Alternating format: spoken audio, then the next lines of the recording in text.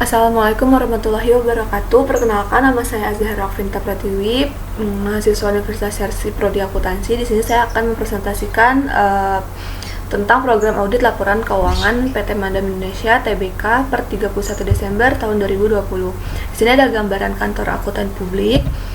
Di sini ada sejarah singkat KP-nya. Deloitte Indonesia didirikan oleh Hans Kartika Hadi, Theodorus M. Tuan Kota, Mustafa Paul Chappell, Surya Dinata Sumantri, dan Edi Setiawan pada tahun 1990 sebagai kantor akuntan publik yang pada awalnya hanya memberikan jasa di bidang audit laporan keuangan. Deloitte di Indonesia terus berkembang, di saat ini merupakan KP jasa penasihat dan konsultan terbesar di Indonesia dengan 57 partner dan 1.700 staf profesional yang bekerja di Jakarta dan Surabaya. Deloitte Indonesia merupakan firma anggota dari Deloitte Southeast Asia berpusat di Singapura, yang merupakan Deloitte yang beranggota firma-firma Deloitte yang menjalankan usahanya pada 25 lokasi di Brunei Darussalam, Kamboja, Guam, Indonesia, Laos, Malaysia, Myanmar, Filipina, Singapura, Thailand, dan Vietnam. Di sini ada profil KP. Deloitte Indonesia adalah perusahaan independen yang menyediakan jasa audit, konsultasi, penasehat keuangan, penasehat resiko, pajak, dan jasa terkait untuk klien-klien tertentu. Kami merupakan bagian dari Deloitte Asia Pasifik dan jaringan Deloitte Global. Di sini ada Imelda dan rekan terhubung dengan jaringan Deloitte melalui Deloitte Asia Pasifik yang merupakan bagian dari Deloitte Tohmatsu Limited. Imelda dan rekan memiliki hak untuk memberikan jasa profesional menggunakan nama Deloitte yang mewakili entitas Deloitte di Indonesia, termasuk Deloitte Indonesia. Imelda dan rekan memiliki izin untuk memberikan jasa auditor untuk klien di Indonesia.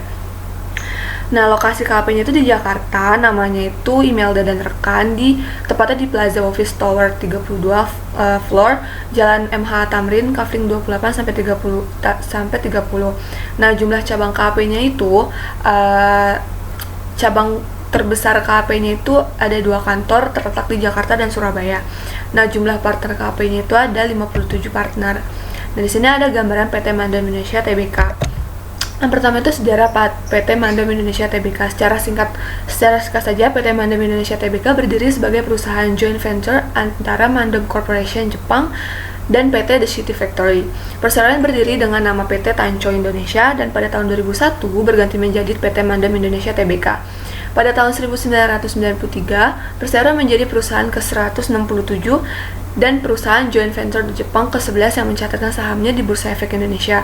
Saat ini jumlah saham perseroan adalah 201.066.667 rupiah lembar saham dengan nominal 500 per saham.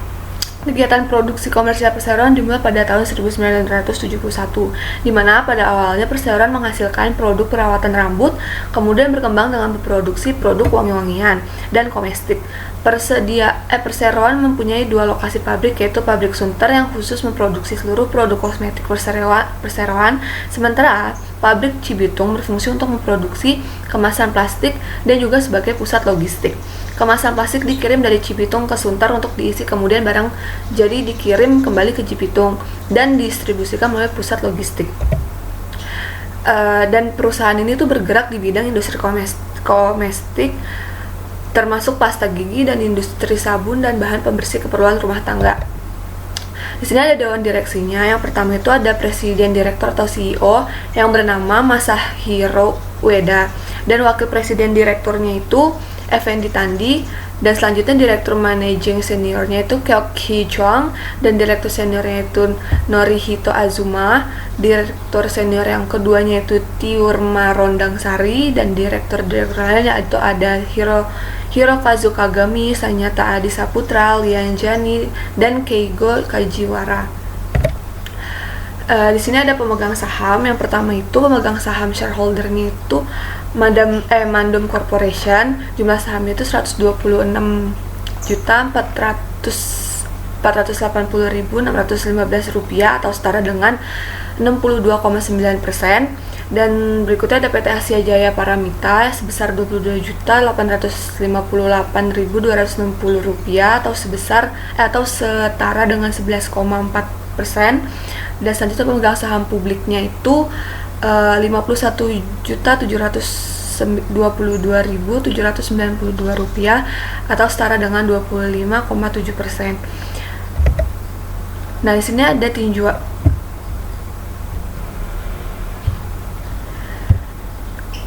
Nah, di sini ada definisi auditing. Menurut Mulyadi tahun 2014 halaman 9, auditing merupakan sesuatu proses pengumpulan data untuk mendapatkan serta mengevaluasi fakta secara objektif menimpa pernyataan-pernyataan tentang aktivitas serta peristiwa ekonomi dengan tujuan buat menetapkan tingkatan kesesuaian setara pernyataan-pernyataan tersebut dengan kriteria yang sudah diresmikan dan penyampaian hasil-hasil kepada pemakai yang berkepentingan. Audit ini dilakukan oleh orang yang kompeten dan independen dalam menerapkan keakuratan data sesuai kriteria yang ditetapkan.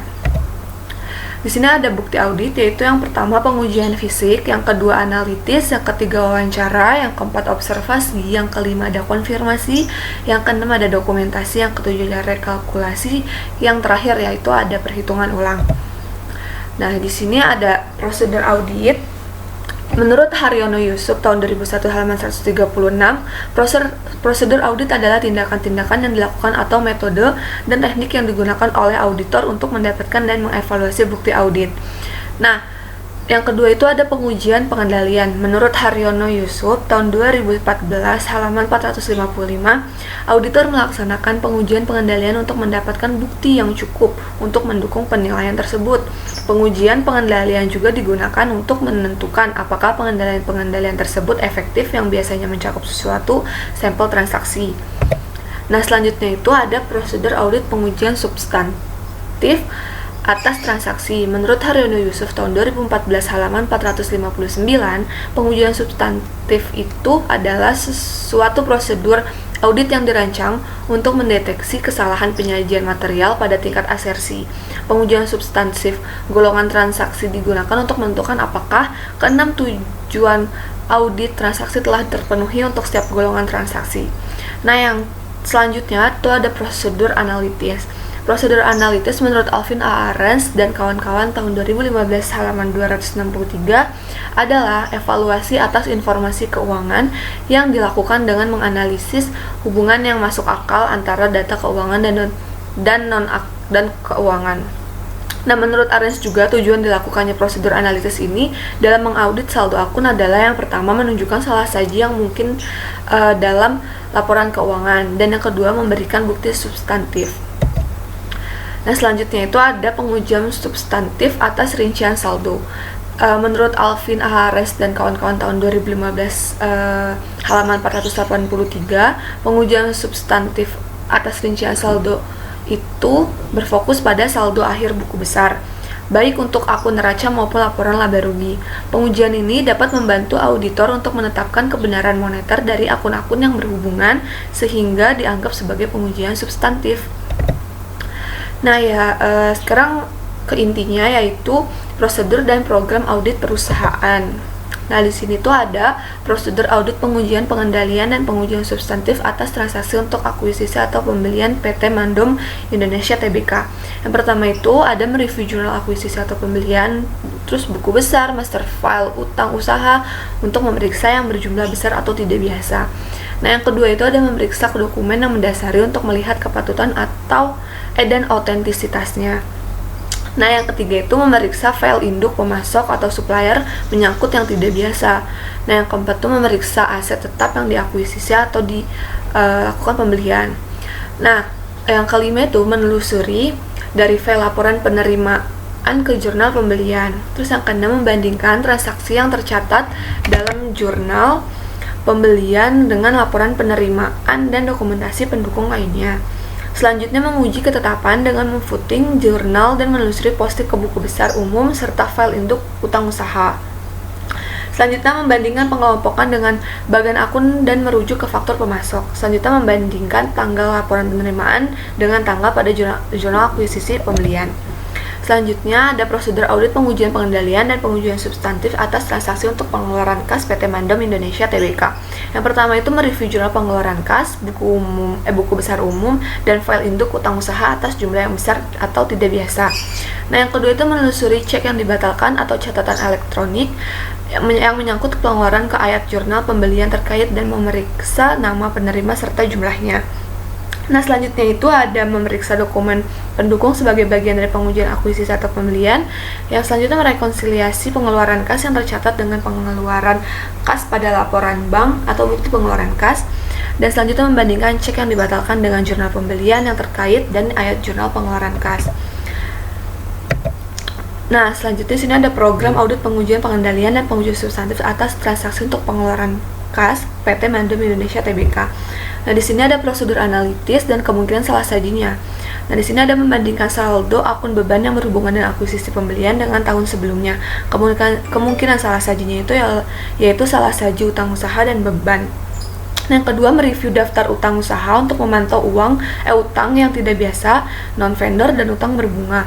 Kemungkinan salah sajinya itu pengelompokan salah saji dan kewajiban non-dagang. Terus, yang ketiga, membandingkan utang usaha individual dengan tahun sebelumnya. Kemungkinan salah sajinya itu akun yang tidak tercatat atau tidak ada atau salah saji. Yang keempat, menghitung rasio seperti pembelian dibagi dengan utang usaha dan utang usaha dibagi dengan kewajiban lancar. Kemungkinan salah sajinya itu akun yang tidak tercatat atau tidak ada atau salah saji. Nah, selanjutnya di sini ada prosedur audit pengujian pengendalian dan pengujian substansif atas transaksi untuk pengeluaran kas. Yang pertama itu memfood schedule aktivitas investasi, yang kedua membuktikan schedule aktivitas investasi atas penambahan dan pengurangan. Selanjutnya ada mengkonfirmasi kepada broker dealer inspeksi fisik sekuritas. Selanjutnya ada pengujian atas pengelompokan yang tepat sebagai perdagangan tersedia untuk dijual atau ditahan sampai jatuh tempo. Selanjutnya bisa dilihat di paper saya. Nah, di sini ada program audit pengujian pengendalian dan pengujian substansif atas transaksi untuk pengeluaran PT Mandom Indonesia Tbk. Yang pertamanya itu melakukan vote daftar cek yang beredar dan pembayaran elektronik serta deposit dalam perjalanan. Kemungkinan salah sajinya itu salah saji cek beredar. Nah, untuk menghitung kas di tangan pada hari terakhir tahun berjalan dan selanjutnya menelusuri cek yang beredar serta jurnal pengeluaran kas, periksa adanya pengecekan independen terhadap posting ke buku pembantu jurnal. Itu kemungkinan salah sajinya pengelompokan salah saji untuk cek pengeluaran kas. Nah, untuk kesimpulannya, pada PT Mandom Indonesia Tbk terdapat siklus pembelian dan pengeluaran kas, yang mana siklus pembelian dapat mengevaluasi apakah akun yang dipengaruhi oleh akuisisi atau pembelian barang dan jasa dan pengeluaran kas untuk akuisisi tersebut disajikan secara wajar sesuai dengan standar akuntansi. Sedangkan siklus pengeluaran dapat meminimalkan total biaya perolehan dan pemeliharaan, persediaan, perlengkapan, dan berbagai layanan yang diperlukan perusahaan. Nah, siklus kas dan instrumen keuangan PT Mandom Indonesia Tbk ini sangatlah penting dikarenakan dalam menguji saldo akhir tahun instrumen keuangan, di mana auditor harus mengumpulkan bukti yang cukup dan tepat untuk pertimbangan apakah akun instrumen keuangan disajikan secara wajar dan diungkapkan secara layak sesuai dengan ke-8 tujuan audit yang berkaitan dengan saldo yang digunakan dalam pengujian atas rincian saldo. Mohon maaf, ini sebenarnya bukan rasio untuk pengeluaran tapi untuk instrumen. Ini juga mungkin itu saja yang dapat saya sampaikan, kurang lebihnya mohon maaf. Wassalamualaikum warahmatullahi wabarakatuh.